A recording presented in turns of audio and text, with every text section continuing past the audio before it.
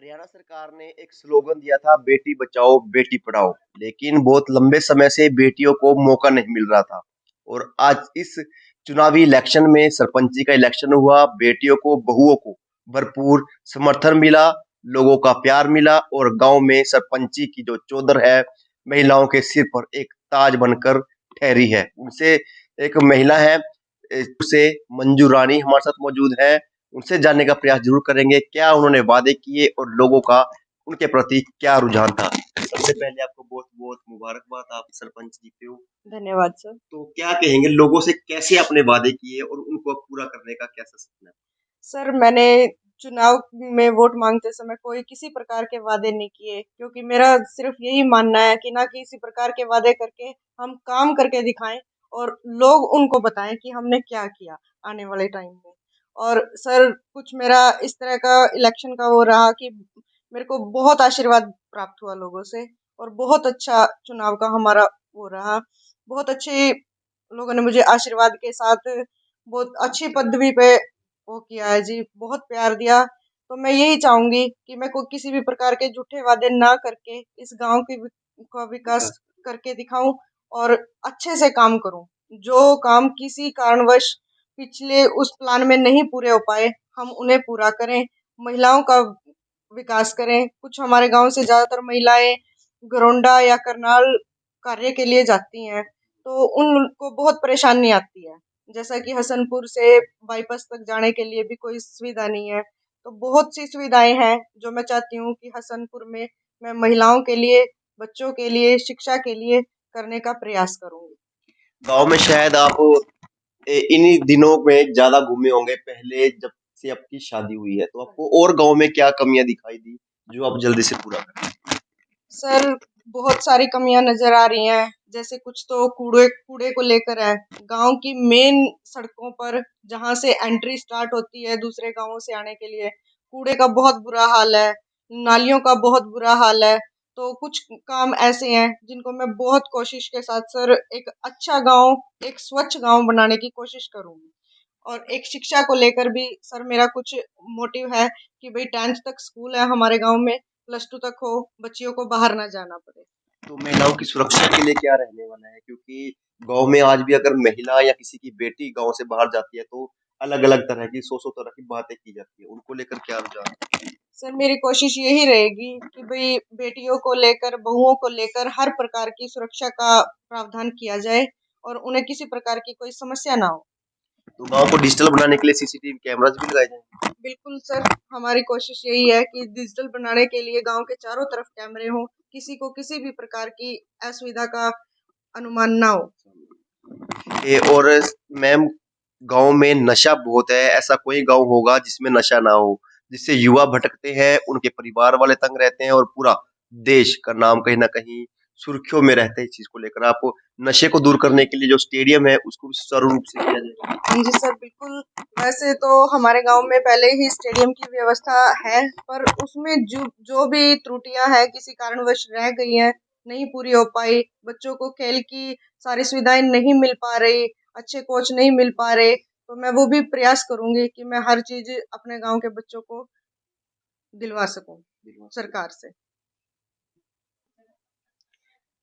मंजू जी, गांव में चौपाल का अहम रोल रहता है, क्योंकि कोई ऐसा व्यक्ति जो अपने बच्चों की शादी किसी पैलेस में नहीं कर सकता, उनके लिए चौपाल एक अहम रोल अदा करती है। उसको लेकर आपका क्या प्रावधान रहने वाला ये भी सर एक बहुत मेन मुद्दा है गांव के लिए। यहाँ पे किसी प्रकार के बैंक्वेट हॉल या कम्युनिटी हॉल तो अवेलेबल नहीं होते सर। तो हमारी कोशिश है सर, पंचायती ये जो चौपाल है इसको अच्छे से अच्छा बनाने की हम कोशिश करेंगे कि भाई किसी को भी बाहर जाने की वो दिक्कत ना उठानी पड़े। है? तो प्रधानमंत्री आवास योजना के तहत जिनके सिरों पर छतें नहीं है, अगर छतें हैं तो वो कच्ची हैं, कभी भी गिर सकती हैं, बड़ा हादसा हो सकता है, उसको लेकर क्या प्रयास किए? इसको लेकर भी सर मेरी यही कोशिश रहेगी कि मैं एक अच्छा प्रयास करूं। प्रधानमंत्री आवास योजना ये हमारी सरकार ने एक अच्छी सुविधा दी है। तो जिन लोगों के पास घर की छतें कच्ची हैं या घर नहीं है, किसी भी प्रकार की असुविधा का सामना कर रहे हैं, तो हम उन्हें अच्छे से ये सुविधा का लाभ दिलवा तो सकेंगे। स्वास्थ्य को लेकर आपकी तरफ से क्या रहेगा? स्वास्थ्य को लेकर भी सर मेरी तरफ से बहुत बड़ी ये वो रहेगी कि भाई हम एक अच्छा सा ज़्यादा बड़ा नहीं तो कोशिश है कि एक छोटा-सा चिकित्सालय ज़रूर बनवाएँ अपने गाँव में, क्योंकि हमारे गाँव का जो हाईवे से दूरी है, ये बहुत उसका कारण है कि भई एक स्वास्थ्य केंद्र होगा तो गाँव वालों को किसी असावधानी की या किसी गर्भवती महिला को कोई दिक्कत ना हो। ये हमारी कोशिश रहेगी सर। हाँ। छोटा सा गांव है, उसमें कितनी वोटिंग हुई और कितनी आपके पक्ष में आई? क्योंकि बताया ये जा रहा है कि 5 कैंडिडेट टोटल थे, जिसमें से चारों की वोटिंग के अकॉर्डिंग आप में सबसे ज़्यादा वोटिंग मिली है आपको। हाँ जी, ये मैं गाँव वालों का सबसे बड़ा धन्यवाद करना चाहूँगी कि मुझे इतना प्यार दिया, इतना आशीर्वाद दिया। सर, छोटा-सा गाँव है, मेरे गाँव में 1310 वोट हैं और उसमें से 1160 वोटें पोलिंग हुई और जिसमें से सर गाँव वालों का इतना बड़ा आशीर्वाद मेरे साथ था कि इन्होंने मुझे 503 वोटों के साथ जिताया और बहुत अच्छे मान-सम्मान के साथ मुझे इस पद का कार्यभार सौंपा जी। तो मंजू जी मानते हैं कि बड़े बुजुर्गों ने जो काम किए हैं, वो काम की बदौलत आपको उनका आशीर्वाद तो मिला, साथ में उनकी जो फेस वैल्यू है, लोगों से बनाया हुआ है प्रेम प्यार है, वो सारी बदौलत आपको आज ये जीत जी हासिल हाँ, हुई। बिल्कुल ये सबसे बड़ा जो है मेरे साथ मेरे बड़े बुजुर्गों का आशीर्वाद और मेरा साथ उन्होंने सबसे बड़ी उस पे दिया जी। मैं इस चीज़ के लिए बहुत-बहुत धन्यवाद करना चाहूँगी मेरे परिवार को, मेरे बड़े बुजुर्गों को कि उनकी वजह से, उनके कार्य की वजह से जो ये इतना मान-सम्मान मुझे आज मिला। अंत में गाँव वालों से भी उम्मीद रखते हैं कि वो खाली शिकायतें लेकर ना आए, बल्कि आपको सुझाव दें, क्योंकि सुझाव देंगे तो शायद वो गाँव जल्दी विकसित होगा और ज़्यादा विकसित होगा। अगर वो कहेंगे कि गाँव में ये चीज़ होनी चाहिए, तो आप उनकी बात पर अमल करेंगे और जिससे वजह से वो गाँव भी कहीं न कहीं जी सही हाँ, होगा। मैं बिल्कुल चाहूँगी कि मेरा पूरा गाँव जिस तरह मेरा आज साथ दिया है, उसी तरह मेरा पूरा 5 साल तक साथ दे। मुझे गाँव की समस्या ही नहीं बताए बल्कि मुझे सुझाव भी दें। मुझे तभी पता चलेगा कि मेरा गाँव किस-किस समस्याओं से जूझ रहा है, तभी मैं उनको दूर करने का प्रयास कर सकूँगी। हाँ। होनहार पढ़ी-लिखी गुड़िया हमारे साथ मौजूद है, उनसे जानेंगे, क्योंकि महिला महिला की समस्या, उनकी मजबूरी जान सकती है और पढ़ने वाला बच्चा, पढ़ने वाले बच्चों की मजबूरी और समस्या को कैसे दूर करना है, क्या उसका हल रहेगा, ये सारी बातें उनसे बेहतर कोई नहीं जान सकता। आइए उनसे ही बात करेंगे। क्या कहेंगे बेटा, ये दूर आप पढ़ते हो स्कूल में, गाँव से बाहर जाना पड़ता है, तो क्या समस्या है आपकी? फिलहाल हमें जो प्राइवेट स्कूल में बच्चे हैं, उन्हें कुछ भी प्रॉब्लम नहीं होती। जैसे सरकारी स्कूल की जो लड़कियाँ हैं, उन्हें बहुत ज़्यादा प्रॉब्लम होती है।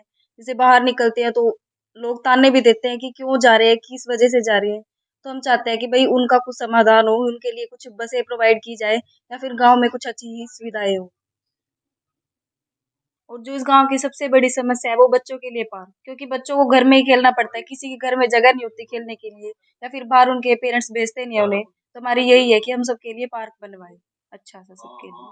सभी गाँव वालों का धन्यवाद जिन्होंने मेरी भाभी को इतना बड़ा पद दिया, उन्हें सरपंच बनाने का मौका दिया और मैं चाहती हूँ कि वो आप सभी के सारे काम करें जो-जो आपने उनसे किए हैं। हमारे साथ कुछ युवा मौजूद हैं, उनसे जानने का प्रयास भी हम करेंगे कि उनको गाँव में क्या फैसिलिटी ऐसी चाहिए जिससे उनका विकास हो, पूरे गाँव का विकास हो। ये बेटा क्या कहेंगे, क्या-क्या फैसिलिटी आपको कमी लगती है अपने गाँव में? ग्राउंड चाहिए गांव में सभी, जैसे खेल है उनकी उपलब्धियां चाहिए। वॉलीबॉल का नेट, फुटबॉल वगैरह का नेट, सभी उपलब्धियां चाहिए जिसे हम खेल सकते हैं। तो पार्क की भी कमी लगती है कहीं पे? पार्क भी नहीं है गांव में, पार्क की भी कमी है अभी। अच्छा, तो उम्मीद करते हैं अब अपनी भाभी को बोलेंगे कि जल्द से जल्द ये बनवाएँ। अब बनवाएंगे, सपोर्ट इसलिए किया इनको। स्कूटी सीधी की है। ठीक है, क्या नाम है आपका? मेरा नाम हरीश। Thank you. मंजू रानी जी हमारे साथ मौजूद थे। उनका कहना है कि उन्होंने चुनावी दौरे के दौरान कोई वादा नहीं किया, किसी चीज़ का दावा नहीं किया, लेकिन आज कैमरे के सामने उन्होंने बहुत सी ऐसी समस्याएँ रखी। जब वो गाँव में घूमे, सर्वे किया, तो बहुत सी समस्याएँ उनके सामने आई। उन समस्याओं को जल्द से जल्द उसका समाधान कराने का भी आज इन्होंने वादा किया है और बहुत से जो काम अधूरे हैं, पिछले प्लान में किसी कारणवश नहीं हो पाए, उनको भी पूरा करने का इन्होंने गाँव वालों को वादा किया है और पूरे सपने के साथ कहते नजर आए हैं कि वो उनके सपनों को साकार करने में पीछे नहीं हटेंगे। तस्वीरें करनाल की थी, हसनपुर में हम आप तस्वीरें दिखा रहे थे, पल-पल की अपडेट भी रहेगी। खबर को भी लाइक और शेयर ज़रूर कीजिएगा। धन्यवाद।